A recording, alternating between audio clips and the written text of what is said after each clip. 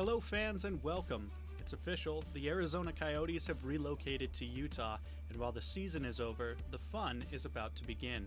I'm Randon, and alongside my co-hosts Dustin and Ryan, we will bring you inside the team, giving you all the news, highlights, and an in-depth analysis on everything the NHL in Utah has to offer. Welcome to another episode of The Two-Line Pass.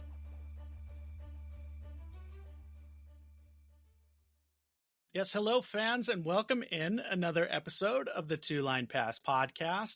As always, I'm Randon, joined alongside Ryan and Dustin. And today we're going to continue discussing the news that has been breaking over the past day or two. The logos potentially have been announced for the upcoming season. Trademarks have been filed, and the pictures have been distributed to the masses. You're going to get our thoughts on what we think about those logos. Also, if you weren't watching, little Ryan Smith action on the Pat McAfee show, maybe dropping a hint about what the team name is going to be in its finalized form. And we'll explain what we think the names and the logos mean in conjunction. Are we on the cusp of some merchandise? Do we got some jerseys headed our way? I don't know, but I'm excited. Ryan, Dustin, how are you guys doing tonight? I'm fantastic. I will say I did a bit of yard work today, and I battle seasonal allergies I have all my life. So today I'm going to try to get through everything that I have to say without sneezing and then quickly mute myself so that everybody who's listening to the podcast doesn't have to listen to me sneeze 27 times in a row. So other than that, I'm good. If you sneeze and the numbers and the viewership goes skyrocketing, we're going to bring your sneeze in for weekly commentary. Ryan, are you affected by seasonal allergies? No, not really. Take an allergy pill every morning just in case, but it also, I think it affects me in the winter. So I don't think it's just seasonal. It's more of a year-round kind of thing. Well, allergies be damned. Let's get through it and get talking about it. Guys, have you seen the news? It's being announced. Trademarks have been launched. We have our first official look at some of the trademark logos, a nice little light blue action and Utah Hockey Club, and some generic naming coming out. Dustin, when you first saw the news break, what were your initial reactions? So when it initially broke, and I still don't know if these are like officially official, the logos, or if they're just some things that a company has trademarked, who maybe like Ryan Smith is using to make the logo.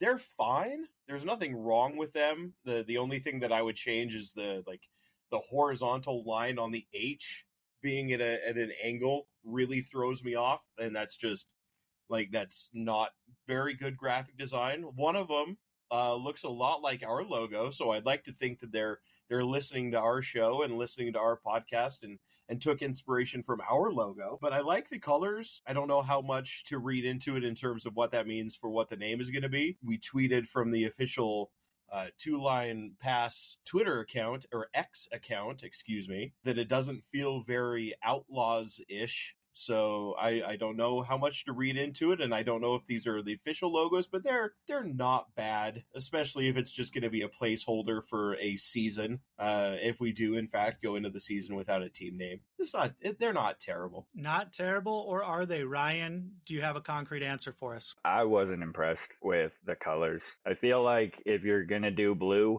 why not match it to the Jazz blue? I don't know. Maybe that's just me. You own both teams. Maybe make it feel like they're more connected. I also feel like we're just getting the illusion of we have a choice in what any of this is going to be, and he's probably already got it decided, and it's probably going to be one of those four logos that we've seen. I don't care which of the four it'll do, but if it is for merchandise, why not just tell us what it is and just get it over with? Why do these little leaks? And there, well, we got my top four. It's like, bro, just tell us what it's going to be. Okay, just tell us what it's going to be so we can spend our money and get the gear, and then we won't be made fun of like the Washington football team was made fun of, or the Cleveland baseball team. Are we going to round out that generic type thing? Now, the thing is, both of those were due to some somewhat controversial, logos and team names, and this just seems like, I don't know exactly what to think about it. Now, my initial reactions were, first, I don't know if you guys remember when the draft lottery happened, the word Utah, and when it was put on the big board to designate when Utah selected, there was a light blue coloration around the word Utah. Now, there was some initial speculation about that, but I kind of dismissed that as, oh, that's just a choice by the NHL, and they just made that because the block lettering, just straight black, didn't work. And so that I didn't read too much into that light blue. But now, having seen that as the primary color of the logos that we've seen, I think that that was something that they had envisioned. And Dustin, kind of talking about what you said and how it's certainly not Outlaws. I think right now, in terms of team names, if that color is what we're going to see for longer than a year, it can only be Yeti. If you were looking at, based on the Pat McAfee show, Yetis and Mammoth were two of the named ones of the final four, and the others weren't named. So that makes me think that it's down to Yeti and Mammoth. It has to be Yeti with those two colors, in my opinion. I guess you could see a Mammoth, but Yeti makes sense. Or any of the wintry names like Blizzard. And I don't know if I like those. Like Ryan, you said it's very favored to northern Utah. And does this really put us in a bind in that? And are the fans, Dustin, I'm going to toss this to you. Knowing what we know about the names that have been hinted further, knowing about the logos that we have so far, do you think that there is still a chance that the fans could vote, and whatever, truly and honestly, whatever the fans vote, that's what's going to be the choice that's made? I think, especially since he went on the Pat McAfee show and specifically named those two, and both of them were in the final four of the voting, I think that Utah fans do really have a choice.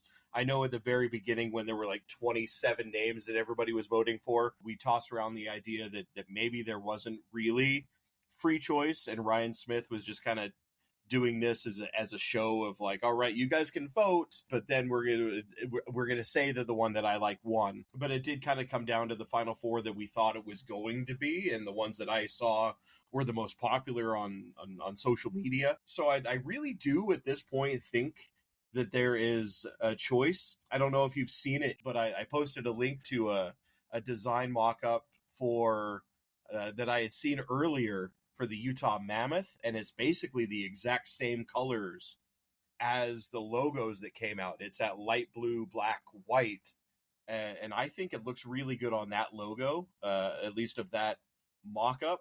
I don't know where that mock-up specifically came from, but I would love to see something like that if they did go with the Mammoth, and that is what the fans chose.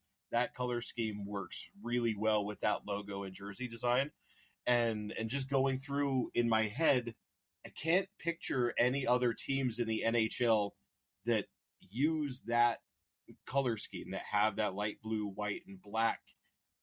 Like in my mind, I can't think of any that use that. So it fits into like their own little niche. They're not stepping on any toes. They're not copying anybody the way people have talked about. Like if it's the Yetis and they use the footprint, that's what Colorado used. That was their logo for a while. That was their secondary logo that was on their shoulders. I don't want to do that. Like the Mammoth logo and that color scheme is completely unique to Utah, and I like that. If I had a choice, and I guess supposedly I do, that would be it. Ryan, had you seen this Mammoth's design and this logo? We'll toss it up on the socials, but I agree, Dustin. I really do like this particular color scheme. Ryan, have you had a chance to look at this? Yeah, I have. The only jersey I can think other than that one is the Penguins alternative baby blue, but that's just the baby blue. They don't have black on it. Like, it's not really anything else.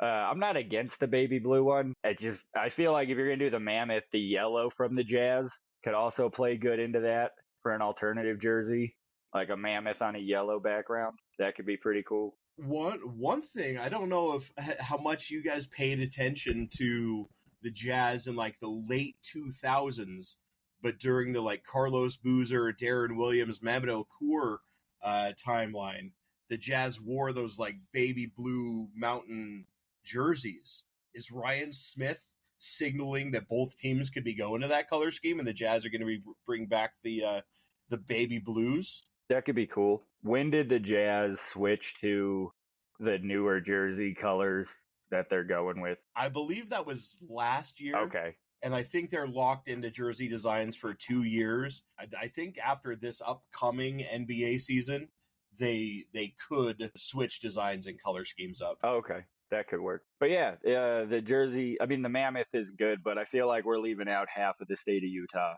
when we're going with the Frozen themes. I'm not saying that there's a whole lot you can do with Southern Utah, or if the people of Southern Utah even care. Let us know in the comments. I doubt you guys will be coming up to see very many games. Maybe you will. I don't know. I'm not rich. Yeah, but if it is not going to be the Mammoth, I don't think the color scheme works with the other choices other than the Yetis it could work with, but it doesn't work as an Outlaws color scheme to me. Like nobody's going to take that seriously. So hopefully, if those are the colors, hopefully he'll go with the Mammoth, or hopefully not the Squall.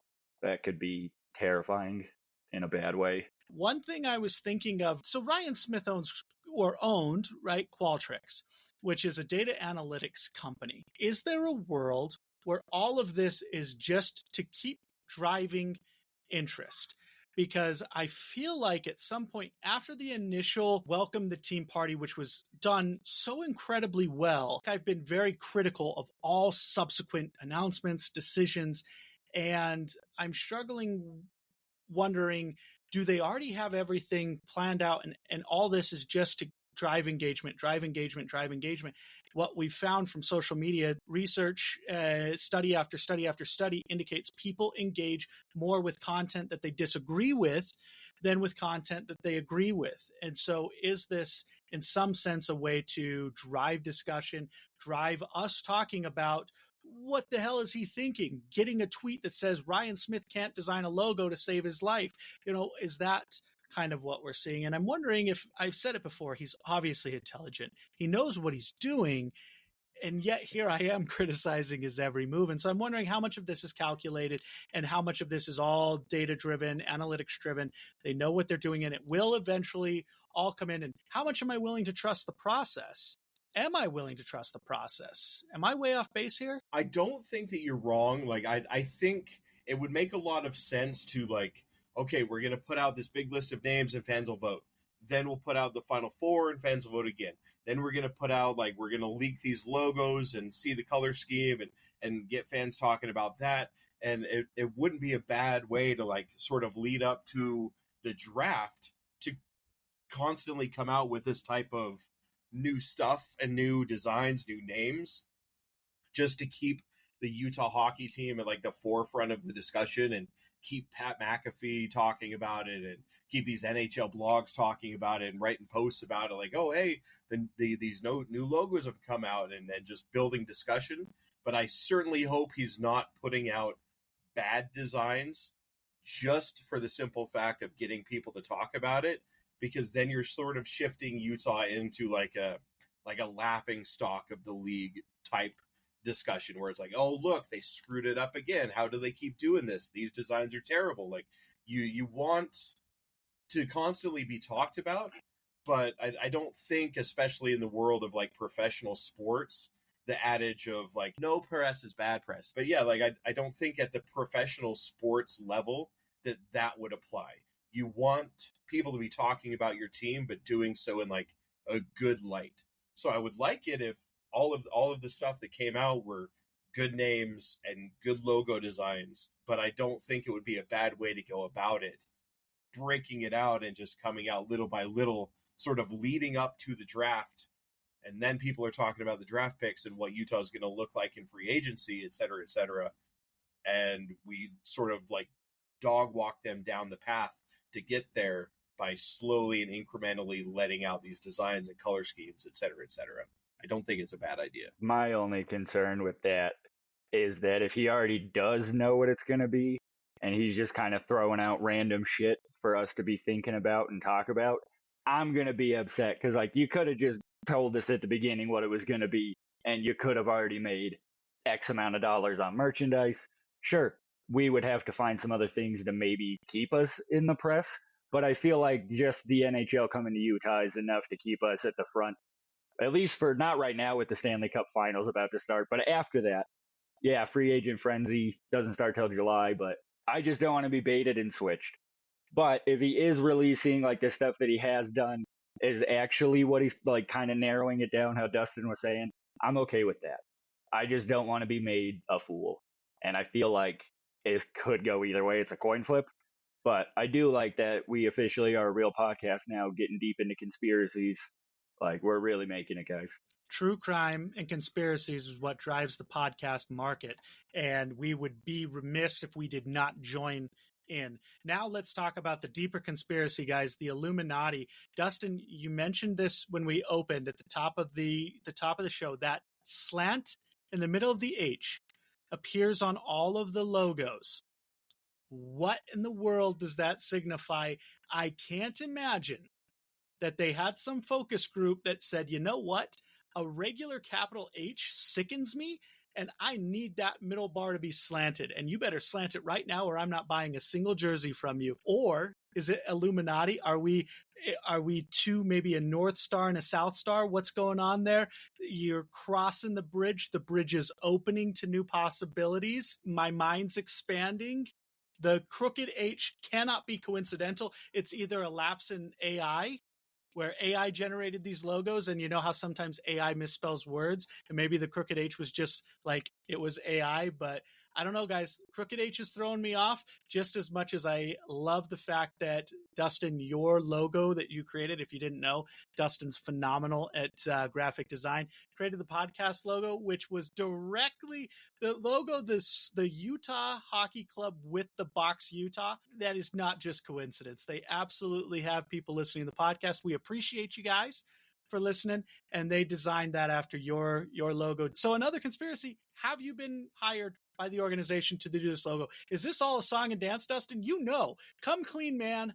What's the logo going to be? I have signed something that rhymes with MP Hey, so I can't disclose too much. But Ryan, he's right. He's going down the right path in terms of like it's already set in stone. We already know what it's going to be, but he's just putting out these things just to like dangle the carrot in front of our noses. And I do feel comfortable saying the slash, the horizontal line in the H that goes from one side to the other and like raises a little bit. It is the downward slashing motion of someone cutting a stone. If you're picking up what I'm laying down, the same people who keep the Martians under wraps. We do. Thank we you. do. I was wondering if anybody was going to pick that up. It was a little like you got to be probably around our age to know that one. So if we have any like 22-year-old hockey fan listeners, they may not know that one. But I'm glad someone picked it up. Thank you, Randy. Oh, that's the Simpsons Stonecutters reference. And if you needed further proof that Dustin and I are on the same wavelength, I will tell you one of the first things I thought about when I saw the logos and some of the reactions to the logos was a Homer Simpson quote. And I couldn't even tell you off the top of my head what episode it's from. But all I wanted to say when I saw these was, I've seen logos suck before, but they were the suckiest bunch of sucks that ever sucked. And that's kind of was my initial thought. And now, like, I've had time to digest them. Like, they're not that bad for generic logos, but yeah, I don't know. But the Simpsons references run deep, man. They're always welcome on this show. Ryan, if you've got any, I know you're more of a Family Guy fan, being you young whippersnappers and your Family Guy, but even now, I don't even know if the young people like the Family Guy. I don't know how much staying power it had. The kids nowadays are into the Rick and Morty. Was big. They had a big falling out with the creator and stuff. I'll tell you what the kids might not be seeing is some Utah Hockey Club action without parental supervision, because just around the time that the logos have been dropped, the ticket pricing details have also been dropped. This just came out. I first saw it this morning or early this afternoon. We have our first look at some season ticket prices and some, if we're extrapolating, we have some average game prices based on season ticket prices. So you figure your day of box office tickets are probably going to be a little more, but the lowest per game ticket right now for a full season is $63 per game. Your most expensive ticket right now is $290 per ticket for the full season. So open your wallets, Utah fans. We knew we were going to pay, especially for the first seasons while the hype was real, but I was a bit shocked. I'll be honest. The prices were a little higher than I expected. Do you guys have any opinions? Do you think you guys are going to get to multiple games, or maybe just a couple with ticket prices like these? I got a couple opinions on it. After doing a little research, the average ticket price or not average, but the lowest around average ticket price in every NHL stadium is around $100, maybe a little more, maybe a couple dollars less if you're sitting in the way up nosebleeds per ticket. I mean, we all knew, yeah, it was going to be expensive, but the problem is some of the tickets I have seen on like the nosebleeds is you have a partial no view of the ice. That's just not acceptable in my opinion for the first, like, you know what I mean? I don't know how we're not going to build them a new stadium, but I feel like if there's an obstructed view of the ice, don't seat people there for the first season. You know what I mean? Figure out something, because that's just insulting, especially to the fans who are going to have to sit up there, who are the ones who don't have a lot of money, and they're probably only going to get to go to one, maybe 2 games a season. I know I won't be able to go to very many unless somebody out there wants to pay for it, probably, or when we get our media passes. I will say the good thing about the fact that there's going to be obstructed views is that they're holding an open house where fans can come and like scope out their seats and choose the ones that they want. So they can see how obstructed that is and how much it bothers them and how much they care about whether or not that is. And hopefully those seats, either like whoever takes them is okay with like leaning off to the side a little bit, or doesn't really care if they can't see one corner of the ice, and they want to be able to have the tickets that they can afford. The only thing that would bother me about those is if nobody buys those up as season tickets and then they sell them as just like single game tickets, and people don't realize how badly that is obstructed or what part of the ice is obstructed.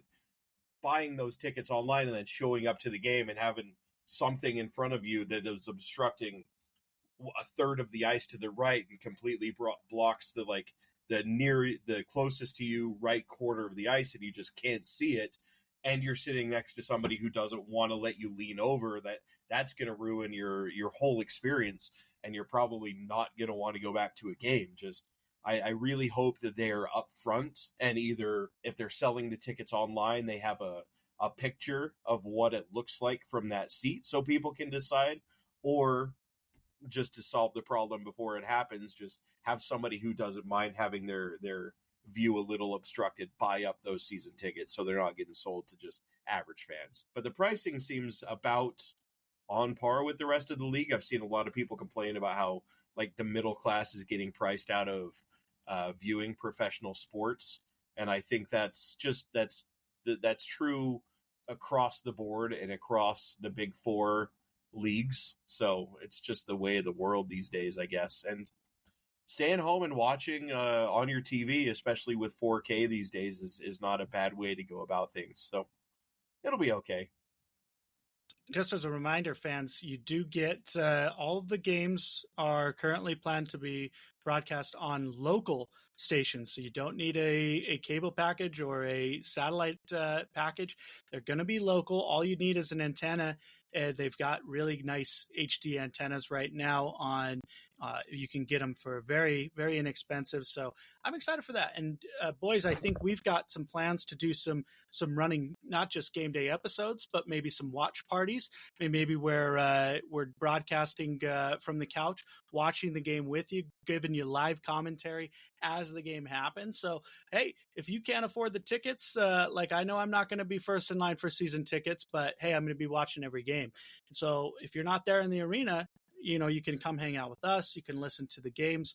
I ran some numbers. If we're just focused on per game for season tickets, the true average, $166 per ticket is the true average this season based on the season ticket pricing. So up there with some of the bigger markets, the Las Vegases, the New Yorks and stuff in terms of destination type markets. So I do believe they're going to sell out pretty much every game, whether it's because of businesses buying up season tickets, or if we just have that much passion and that much money in the people who want to go see the sport for the first couple of years. I do believe we're going to sell out every game, and it's going to be fun to see that environment, even with some unstructured views. But I do agree with you. I hope they're upfront. I hope they're honest. It looks like, based on the picture of the season tickets, they do have quite clearly, it doesn't even look like they have prices for the partial ice view tickets. So I don't know if those are going to be entirely reserved for non-season tickets. But also, fun thing to note is it doesn't appear that Rinkside is actually going to be available. Those look like they're blocked off for club seats. So I'm not sure if those are for sale or not. I was going to just add on to that. The prices are high right now, but that's because they know they're going to get that with the first couple seasons probably. But the other thing is Utah fans are passionate. Once we have the team, they're going to sell out unless the Coyotes just pull a San Jose Sharks for the next 3 years, then it might not go so great. I feel like they have the pieces to put together something, maybe not this year, but at least in the next couple of years. Will the prices go down? Probably not, but it'll make it more worth it at that price if there's a good product on the ice.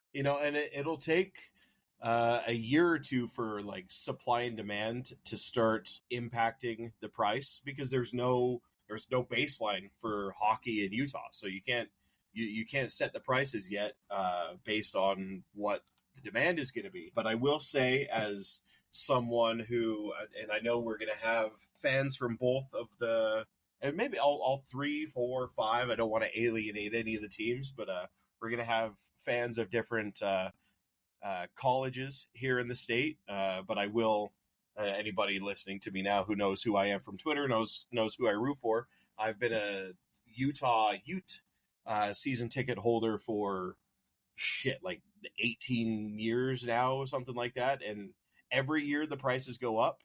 And every year, everybody who has season tickets complains about it. And every year, everybody renews their season tickets anyways. So people from Utah are very frugal. They like to save money, but they are also very passionate, and they'll buy the tickets anyways. So I agree with you, Brandon. I think the games are just going to be mostly sellouts, at least while the excitement is still in the air. I'll tell you, one way you can fund your tickets is good old-fashioned gambling. There's not enough gambling in sports already. There are betting odds on the team names. So let's give the fans, before we leave them, if we got to give them lead pipe locks, right? You want to fund your season tickets, you go put some money down. Your old pal Randon's going to give you the insider knowledge. You take Yetis at plus 300, and you're going to make yourself some money, afford those season tickets. Guys, we also got Mammoths at plus 520 and Outlaws at plus 33. What are your lead pipe locks for the betting odds? So let me get this right. So Mammoth is plus 520. And the Yetis was plus 300. Plus 300, and Outlaws is plus 330. I think I would bet with those odds. I think I like Yetis. Just like you said. Ryan, what's your lead pipe lock so I'm for gonna be betting on the honest, team name? I don't know how betting odds work. Yeah, that was just some numbers talk, you guys. I don't know what those numbers mean. Based off of those odds you said, and the way he did mention Yetis on the Pat McAfee show, Yetis has kind of been floating around the whole time since the name dropped. I feel like I would put my money on Yetis if we're going off that. Okay, just to simplify it. So what plus 300 means is if you bet $100, say, so the Yetis are plus 300. If you bet $100 on Yetis, you win 300. So you'd be betting 100 and you get 300 back. So if it's plus, if the number is plus, that's what you get back for betting $100. And if the number is minus, like if it's Utah is minus 150 to win their next game, you would then have to bet $150 to win 100. So that's how the plus and minuses work. So give me the Yetis and the Mammoth. What were those two numbers, Brandon? So right now the Yeti are the odds-on favorite at plus 300. Then next is Outlaws at plus 330, and then Mammoth a surprising plus 520. So what I'm doing then, I am putting my money on Yetis and Mammoth, and I'm winning money regardless. Because if I bet $200, I bet $100 on each, and it's the Yetis, I'm bringing back $300. I won $100. And if it's the Mammoth at 520, I'm bringing in $320. So that's my lead pipe lock. You bet on those two, you win either way, unless it winds up being the Outlaws, which I don't think will be the case. But you just bet on those two, you win money. Vegas sportsbooks seem to be hoping that it's the Outlaws. I'm shocked that it's not reversed, that Mammoth is at plus 330 and Outlaws is at plus 520, just with the color scheme. Like we've said, Outlaws just doesn't work with that color scheme, and I don't see them just doing this color scheme just to do it. This has to be the color scheme that the team's going with. And based on what we know, it's coming down to Yeti and Mammoth. If you go with the podcast, you're going to bet on Yetis. But if you're going to go with Dustin, who is a resident expert on all things gambling, you're going to bet on both and win money anyways. Guys, thanks so much for listening. I'm Brandon. With me as always from Dustin and Ryan. Thanks so much, and we'll see you next time.